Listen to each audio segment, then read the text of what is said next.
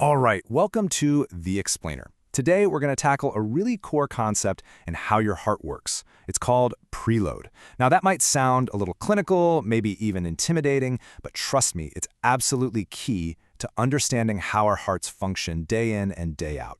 So, let's just dive right in. Okay, so to get us started, I've got a question for you, and it's a little weird. What does a water balloon have to do with your heart?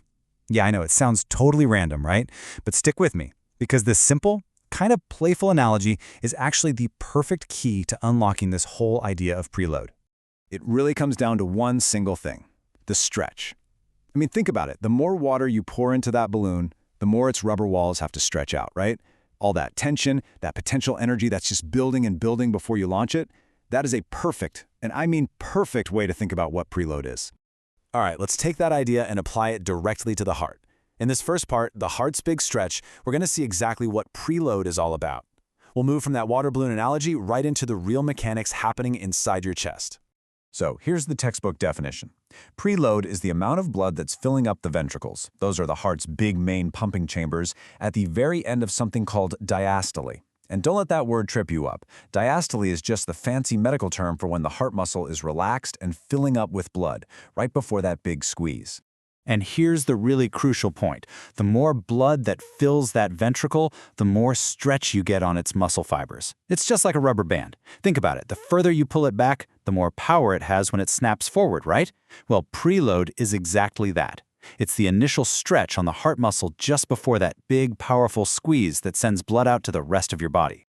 Okay, so if preload is all about the stretch, then you gotta ask, what controls it? What dials and levers does our body have to adjust how much that stretch is? Well, let's take a look. It really boils down to three main things that influence our preload. First, and this one's the big one, is what's called venous return. That's just the amount of blood flowing back to the heart. Then you've got your total blood volume. And finally, and this might surprise you, even just your body's position can make a difference. Let's break each of those down. So first up, venous return. You'll hear this a lot because it is the primary driver of preload. It's a really simple cause and effect thing. If you get more blood flowing back to the heart's chambers are going to fill up more, which means they stretch more and boom, preload goes up. Next up is blood volume, and this one is pretty intuitive. It just makes sense, right? If you've got less total fluid in your body, say you're dehydrated or you've had some blood loss, well, there's just less fluid available to return to the heart, so preload goes down. And on the flip side, if someone's in fluid overload, there's a lot more volume trying to fill the heart, and that's going to crank up the stretch and increase the preload. And last but not least, and this is the one that can kind of surprise people, is patient positioning. Think about it. When you stand up, where does gravity pull the blood? Down into your legs, right? That makes it a little harder for it to get back up to your heart. So both your venous return and your preload go down. But what if you lie down and raise your legs?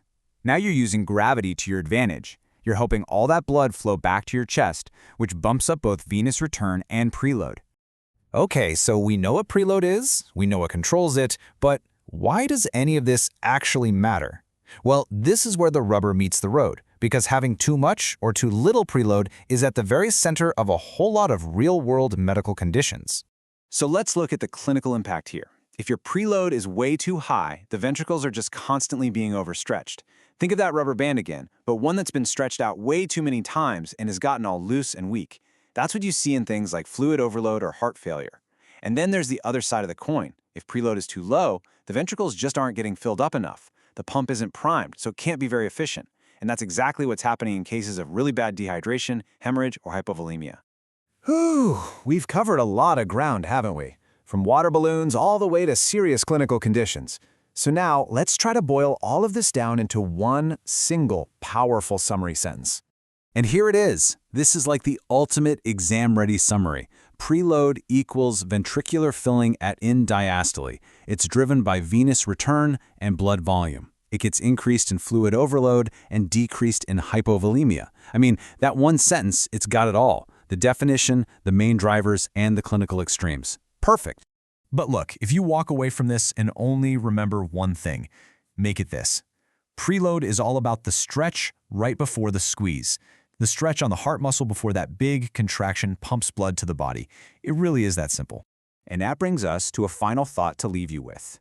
Now that you get it, Now that you understand the factors that control the heart's stretch, things like fluid volume and venous return, how do you think a doctor might use that knowledge? How could they step in and do something when a patient's preload is either way too high or way too low? It's something to think about. Thanks for watching.